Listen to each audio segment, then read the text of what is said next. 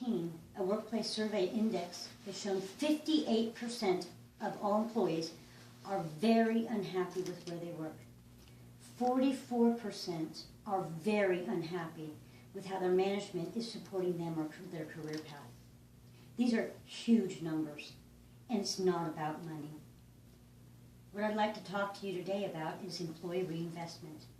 It's a concept where the company or agency offers incentives or benefits, but we're not talking medical, dental, 401k. We're talking benefits that are unique to your organization, crafted around your employees' needs and wants. Research has shown that employee reinvestment will increase your bottom line. There are three main points that I want to cover today in how it improves your bottom line. Improves employee engagement, which translates to productivity, morale and corporate culture, and loyalty and longevity. So first, starting with engagement. In 2012, Gallup did a poll, and it showed for every 9.3 engaged employees to every 1 disengaged employees, that is a high percentage, I understand, that's 93% engagement. But your earnings per share increase 147%. Those are big numbers, huge numbers, to show why engaging your employees in their work and supporting them in their work is going to help your bottom line. Some ideas that you might consider, or benefits that you might want to consider: tuition reimbursement, perhaps a class on site, maybe getting discounts, working with local businesses to get discounts to movie tickets or gym memberships, things of that nature. The second point I'd like to go over is morale or corporate culture. One leads directly to the other. And the NRBI, which is an institute out of Dallas, it's a think tank for businesses. What they do is they monitor and run scientific research on trends and activities going on in businesses throughout the world. And they have shown a clear correlation between employees that are happy and positive and customer satisfaction. For instance, you go to McDonald's. If you have somebody taking your order that is very happy with where they work, you walk away feeling more satisfied. If they do not like their job, you know it, and it's a really bad experience for you. So this clearly shows how getting your employees in a positive, feeling good about where they work, how that can translate to a better customer satisfaction. And generally, when they're out in the public, they're going to represent your company or your agency in a much more positive manner.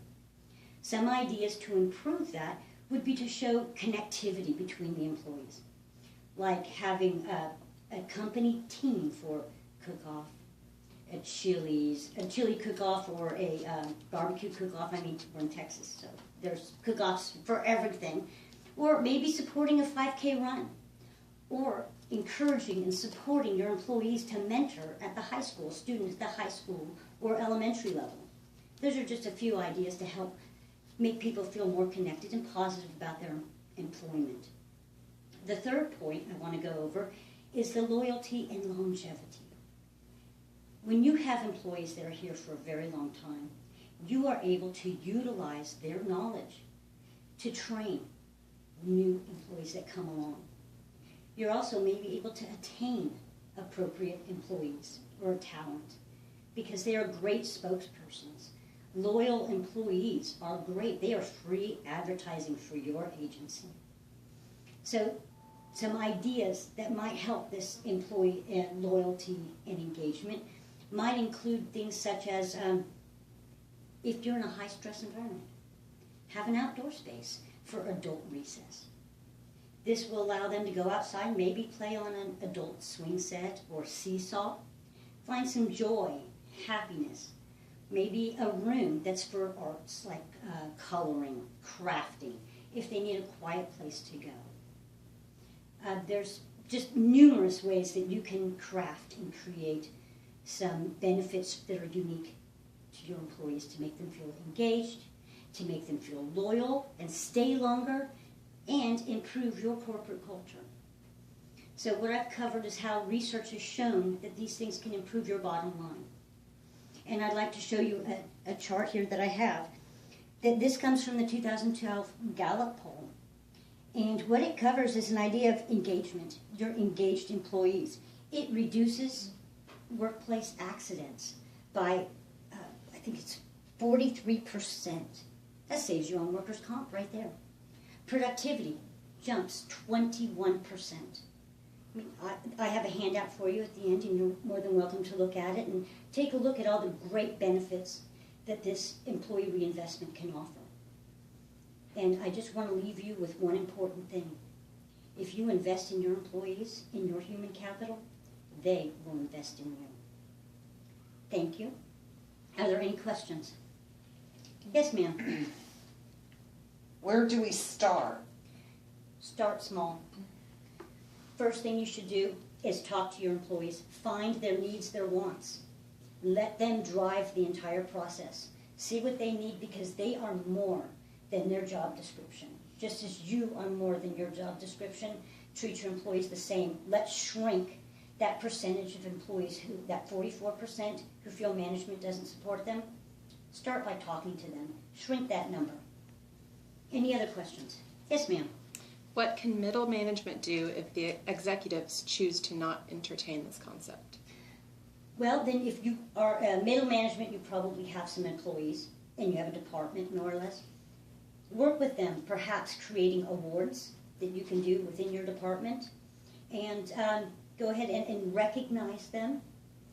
If you have a budget, take them to lunch, cater lunch once a month. Kind of talk to them, support them, go a little above and beyond. Maybe you can set an example for the rest and get executive to follow suit. Any other questions?